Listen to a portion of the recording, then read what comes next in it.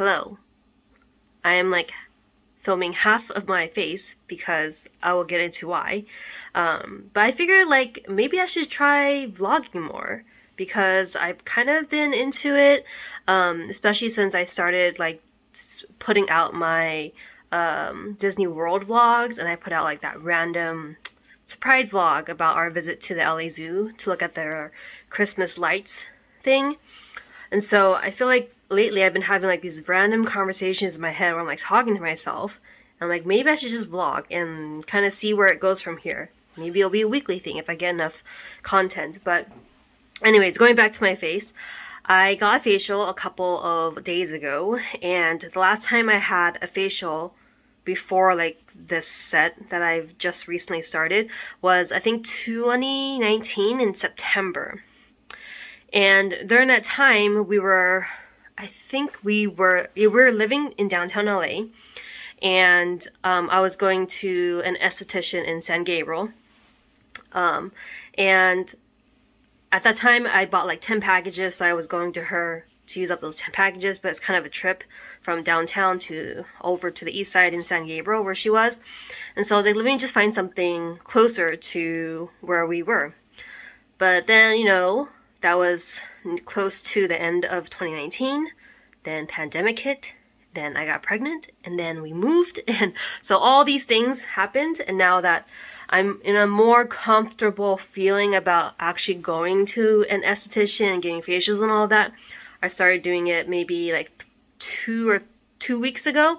That was like my first visit. So I tried out this one place in South Pasadena, a little bit closer to where we currently live, and kind of feel her out, and I ended up liking her, so I bought another like package of 10.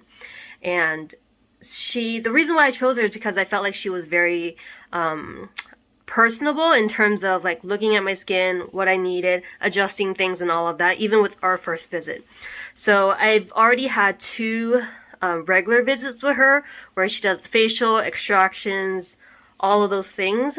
And then this past Tuesday, I went to get a chemical peel. So today's Thursday. And basically it's really strong chemical exfoliant that she puts on my face. And there's certain areas where she puts more layers on. And so it was like stinging and all of that. But basically, she told me that in a few days, my skin will start peeling. And that's what's happening. So you can see, usually my lower half of my face has been a little bit more irritable, probably because of the mask wearing. And I was telling her this, like, yeah, I think my skin has been more clogged and all of that because of the mask. And she was like, oh yeah, that makes sense. You don't have a lot of, you're not getting enough, like your skin is not letting itself breathe better and all of that because you're wearing the mask and all of that. So, and even though things are like more open up, LA County doesn't really have mask mandates anymore. I still wear it indoors, just that I'm just more comfortable with that. So yeah, just trying to like work on my skin, and now the peeling started, and this morning I actually didn't notice it. There was like nothing really going on with my skin. And then after I got off work, I was in a mask the whole day. And then on my way home from work, took off my mask, driving and all of that, and I looked in the mirror and I was like, oh my gosh, what is happening to my face? So I noticed that there was peeling, and then I actually was picking at it because like it was literally like flapping off of my chin. And though my esthetician said, oh, don't like forcibly peel it off, like let it naturally peel off, but it's like literally like hanging by a thread. So I feel like that's okay to peel. I don't know, but I guess I'll know the consequences later. But she said that if I do actually like peel it off, maybe larger chunks, then it'll just take longer to heal. So it might not be that big of a deal, or not as big as I think it is in my head. But now I'm back at work, or back at home. Just got off work, or I left work. The weird thing about my job, I'm a research scientist, if you guys don't know, is I kind of set my own schedule. Like I come and go to work as I please. Sometimes I work from home, sometimes I go in to work in the lab, and there's not really a set time I have to be there. Maybe there are meetings that I should show up in person for, or but it's pretty flexible. My boss is cool with it. Our building, where we used to be closer to the east side, we most recently moved our workplace further west. And if you live in LA, you know about the I-10 and how terrible it is to drive through it, to cross all of LA County. So at least, going east and west. So she's very understanding. I mean, like, she tells me, like, oh, I can always work from home and things like that. But it's hard when you're a researcher and you rely on being in the lab to get things done. And so I feel like as long as I'm making progress and kind of putting in the efforts that I need to push my project forward, then it hasn't been an issue. And so I try to honor that and do work when I'm home, whenever I can, and then go in and really like go hard, like for the first, I don't know, 6 hours or whatever many hours that I'm there for, and try to beat traffic by leaving early to come back home. So now it's dinner time. I'm going to make dinner, and for our family, we've been doing these like meal kits. So I've been kind of balancing between different ones. The ones I've tried that we have been sticking with for a while is Home Chef. And then I was like, well, I feel like the recipes haven't been really into them. So I tried Blue Apron, which I have tried previously, like a couple years ago for a couple weeks. And then I was like, oh, I'll just like put a pause to the meal kits and go buy groceries and all of that. But now, since becoming like a mom and having limited time and commuting that atrocious freeway, time has been stolen from me, is what I think.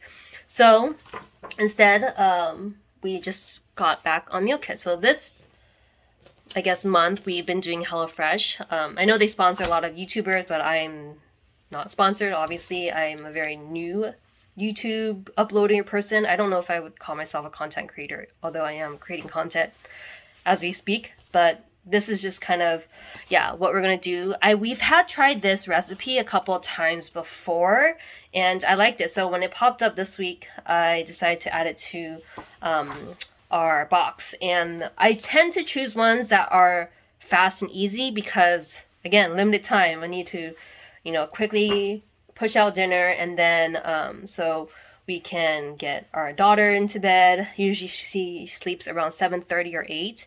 Although lately she's been kind of delaying bedtime. Like, she'll be just laying down in her bed, happy, not crying or anything, and just, chilling out until for like 9, for like another hour. And so I'm like, are you not tired yet? Do I need to adjust things during your nap time, daytime, and all that? But you know what? We're fine with how things are right now, so I'm just gonna let it ride. I know that there's a regression during her age, so she's 2 right now, and maybe this is just one thing where she's getting more aware of her surroundings and her autonomy and all of those things. So this might be just very short term. So it's not bothering us right now. And plus, the fact that she can stay up a little later and not get too cranky is okay, because then we can, when we go out for dinner or on the weekends, we go do things, then I'm not so stressed about her getting home and sleeping on time so that she's not too cranky. So it kind of works out, and I'm not bothered by it. So as long as she's okay, I'm okay. So I'm gonna get started on this dinner. If you haven't been following me on my Instagram, I've actually been taking pictures of our dinners, especially what I feed to Aria, and kind of giving an update of, okay, this is what I fed her, and if she left things behind where she didn't eat it, I try to like make note of it. But usually if she ate everything, I don't really say anything much about it. You can just assume like, oh, there isn't like a after picture, so she probably ate everything. Because or if like I do the uploads like a couple hours after we had our meal, then I would put a little note like, she ate everything. Or if I don't say anything, she probably did eat everything. But if she left things on the plate, then I do make a note of it, because I don't want it to come across that she is this golden child that eats everything, because that's definitely not true. She's a little bit picky sometimes, especially protein right now. She's been kind of giving us a hard time with, where I have to bribe her, like, hey, eat one more piece of steak and I'll give you a chocolate chip. And that usually works, and like she doesn't seem to like mind it. And I know that's not like the ideal thing, you know, you want her to eat and at her own pace and her own leisure, no bribing, all that, but I am not above bribery. Okay, I feel like 90% of raising a child is like bribing them with certain things. If you're a parent, let me know if you relate, because I feel like that's the case.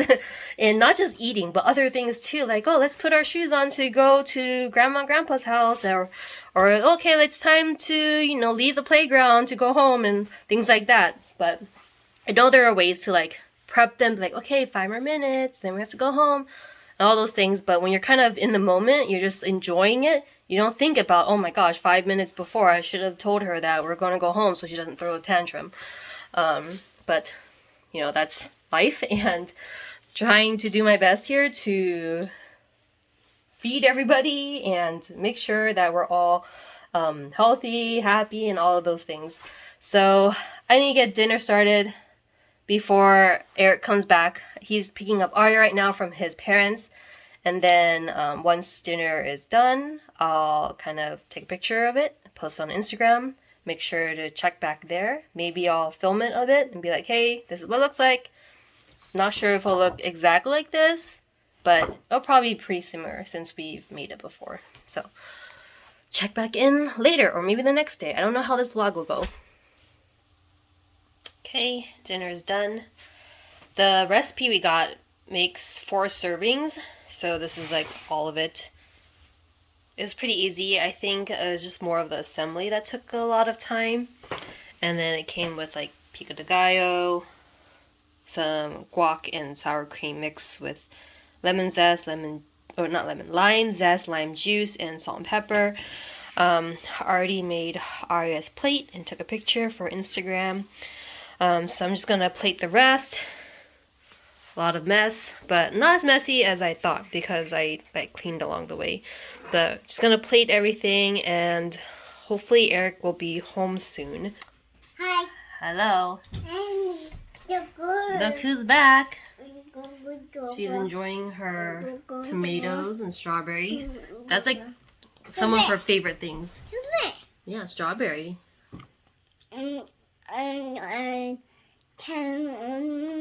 Tomato, yeah. She took a small bite of like the, what was it, tortito? Mine. Oh yeah, it's yours. Okay.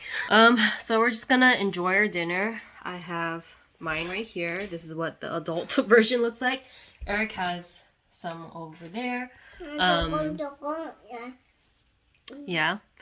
So I actually had a snack on the way home from work. So it takes me about like an hour to get home from work, like commuting. If I leave like during peak rush hour times, maybe an hour and a half. So I usually like grab a snack at work, or this time I like just went to like Taco Bell to grab like I think a Crunch Wrap. And like I had lunch a little early because I was trying to again like really jam pack my days, especially my mornings and early afternoons, so I can like get out of there and beat traffic. It's been raining a lot in LA, so I feel like that has been like deterring people from actually going into work. So I'm pretty sure, you know, with lockdowns and everything, a lot of places have their like work at home situation put together. And so if they're able to work from home, then, you know, they have those capabilities.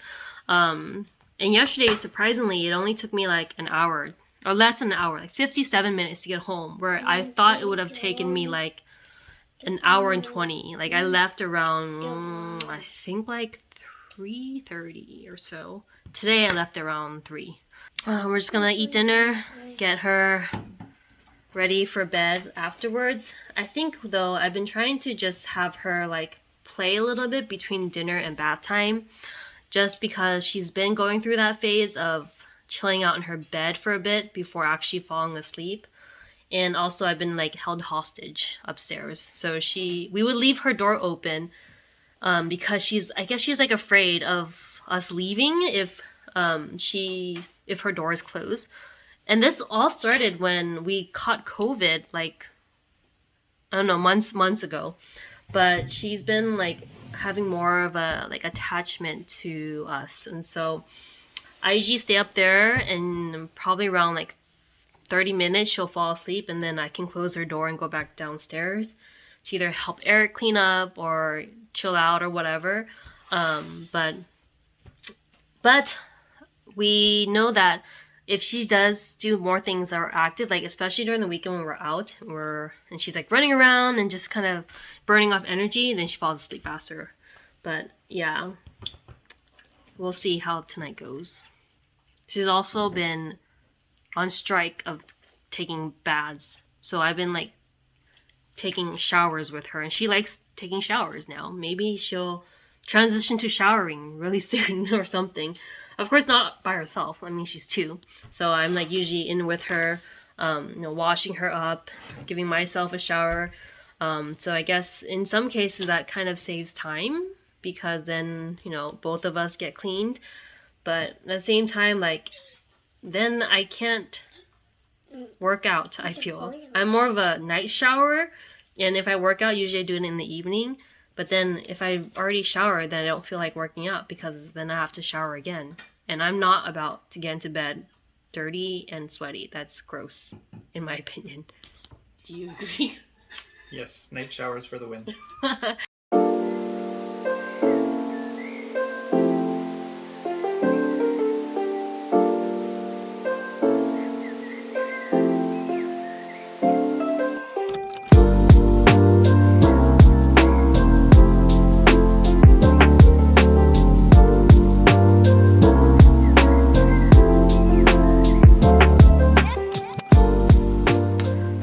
Had to switch to my Canon camera because my phone died. But Eric's upstairs bathing Arya, trying to clean things up down here. So usually during the nighttime we try to split up. Most of the time though, I am the one that bathes her, but we're trying to alternate now, just because like Arya has been a little like attached to me, like really attached, where she doesn't even like let Eric like play with her or like do anything with her. But I think she's realized that he has certain roles, or maybe this is something we kind of imposed, where he's usually the one that does like bedtime stories with her. So when I try to read bedtime stories, she's like, no, Papa read, Papa read. But then like bathing, I'm usually the one that does it. So if anyone else does it with her, or if I'm not around while it happens, then she starts getting like freaked out, like things are not usual, and so she gets upset. So we're trying to like, mix it up a bit so she's more I guess comfortable with having Eric do things for her. And sometimes I'll read to her and things like that. So we're just gonna, try to have more, I guess, taking turns between Eric and I for doing things like that. So she gets more used to it and doesn't think like, oh, only dad can read her stories and only mom can like help her get ready in the morning. Like, it's not even like the bathing thing. It's even like getting ready in the morning, like changing her diaper, getting dressed, or like I don't know, like things that are usually things that I usually do for her. But I'm just gonna try to clean up. Maybe I'll like set the camera down here and like do things while I'll have you guys here while I clean up. So let me just get this all put away, the dishes in the dishwasher, and then we're gonna go upstairs to do the rest of bedtime.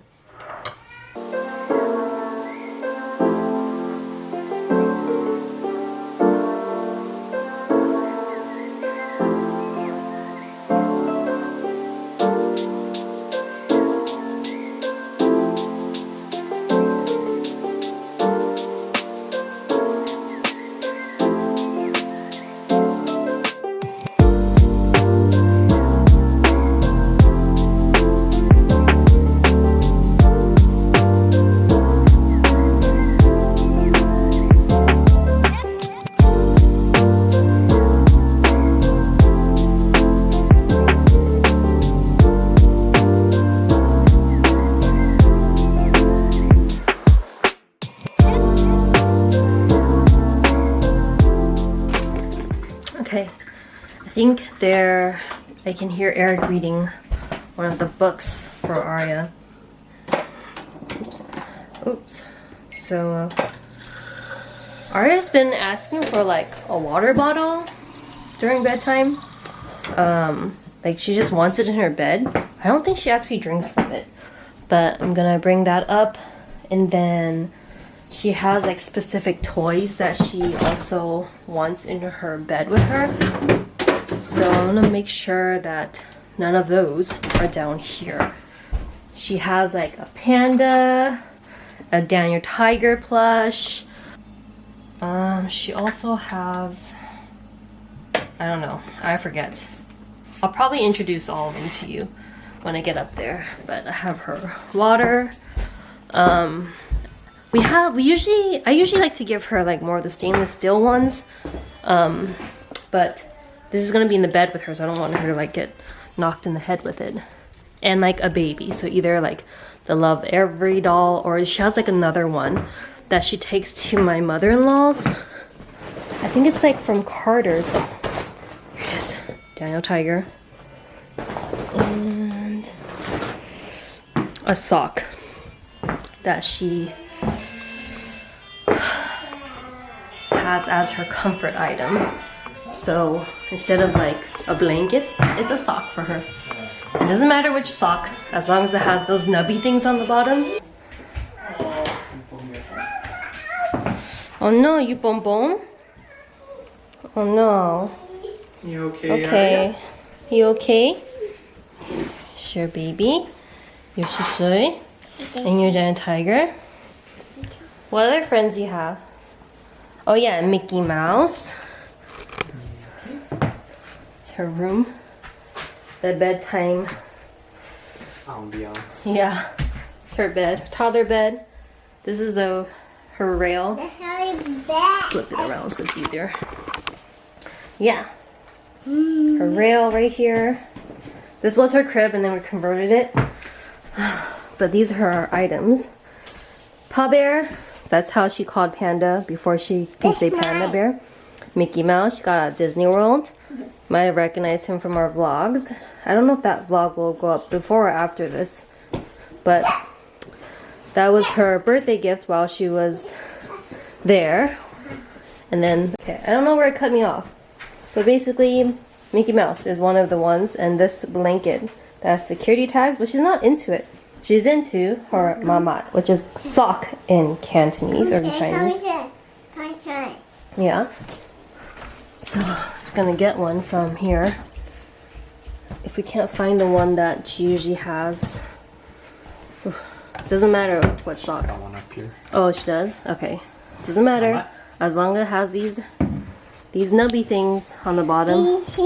Yeah, like these nubby things. She likes to rub them between her fingers. You wanna show? You wanna show them your sock?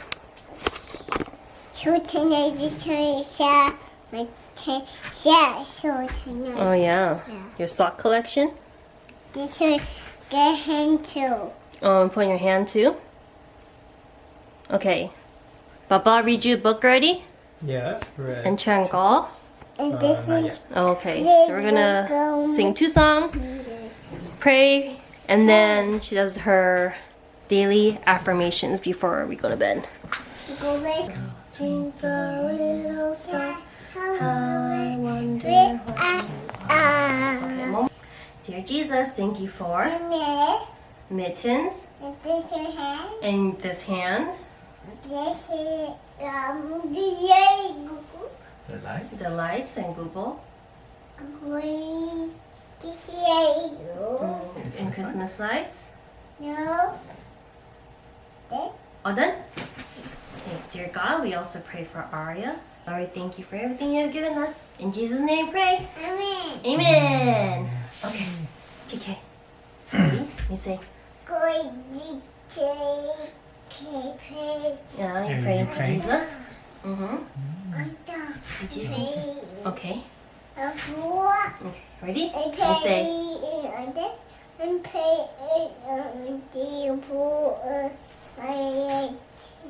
Okay. Thank you for praying. Okay. KK. Okay. Say, I'm strong. Strong. Uh-huh.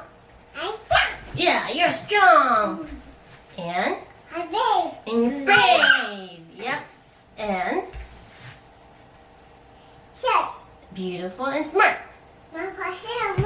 And Mama and Papa love you so much. Okay, hug. Okay, Arya. Nga. You say good night. Good night.